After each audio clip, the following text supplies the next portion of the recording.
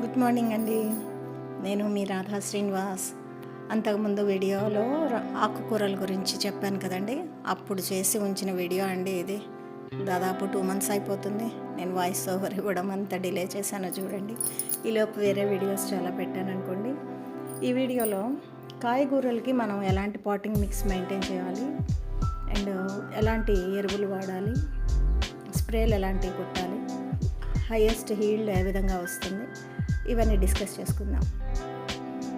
పాత మట్టిలో నేను dry cow dung, vermi compost, trichoderma, Pseudomonas కానీ మిక్స్ చేశానండి.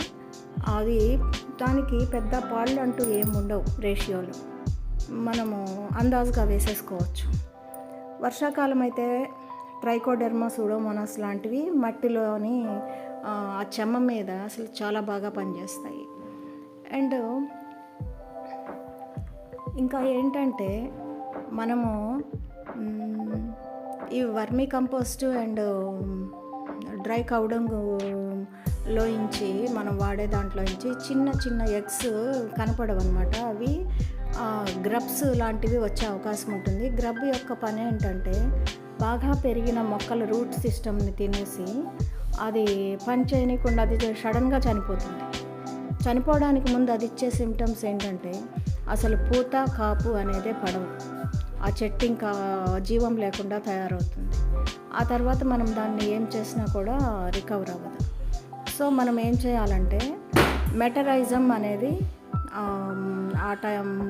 ఆ వర్మీ కంపోస్ట్కి, డ్రై కౌడంగుకి, ఆ పాటింగ్ మిక్స్కి కలిపి మిక్స్ చేసి మనం పక్కన నీడలో పెట్టేయాలి, నీడలో ఆరబెట్టాలి, ఆ చెమ్మ మీదే ఉంచేయాలి.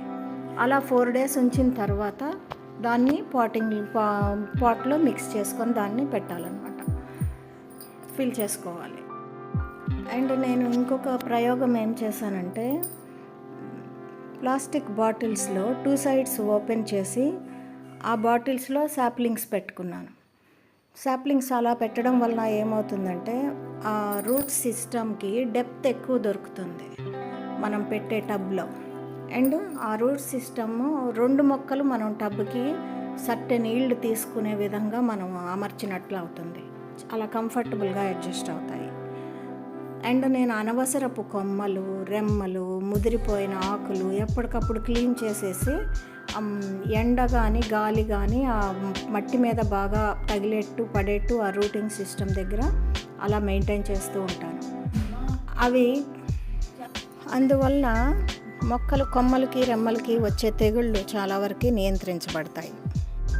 ముఖ్యంగా మనం వర్షాకాలం సీవీడ్ మీద డిపెండ్ అవ్వచ్చు.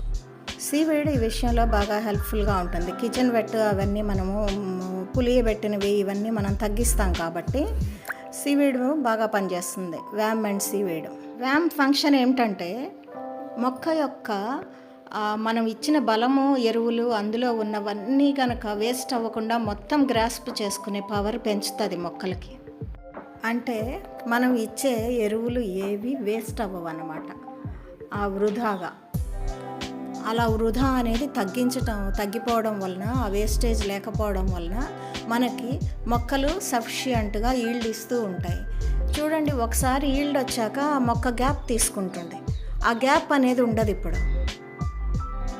ఇంకా ఎప్సమ్ సాల్ట్ కూడా మెయింటైన్ చేయండి. పసుపు, ఇంగువ, సున్నం, ఇప్పుడు అన్నీ చెప్పినవన్నీ కూడా ఆర్గానిక్ న్యాచురల్ ఫార్మింగ్ మెథడ్స్ ఏనండి.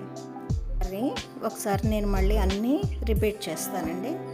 Dry cow dung, vermi compost and neem cake, trichoderma కానీ సూడోమోనాస్ కానీ, and Metarhizium, Epsom salt, వ్యామ్, seaweed, పసుపు, సున్నం, పుల్లటి మజ్జిగ. ఇందులో ఎప్సమ్ సాల్టు, పసుపు, సున్నం కానీ పుల్లటి మజ్జిగ కానీ ఇవన్నీ మనం స్ప్రేలకి ఉపయోగిస్తాము. ఇంగువ కూడా ఇవన్నీ మట్టికి ఉపయోగించవచ్చు, స్ప్రేలకి ఉపయోగించవచ్చు. ఇవన్నీ మార్చి కూడా ఇవ్వవచ్చు. నేను చెప్పిన మెథడ్స్ అన్నిటికీ కామనేనండి, వేటికైనా కూడా వాడవచ్చు. ఫలానా దానికి వాడాలి, ఫలానా వాటికి వేరే వాడాలి, ఎలాంటిది ఏమీ లేదు, అన్నిటికీ కామనే. ఇందులో కొన్ని మిర్చి హార్వెస్ట్లు కూడా చూడండి. ఈ మిర్చి కూడా నాకు 2 years అవుతుందండి. ఈ సంవత్సరం కూడా అవి మొత్తము లాస్ట్ ఇయర్ కంటే కూడా ఎక్కువ ఈల్డ్ ఇస్తున్నాయి ఇవి.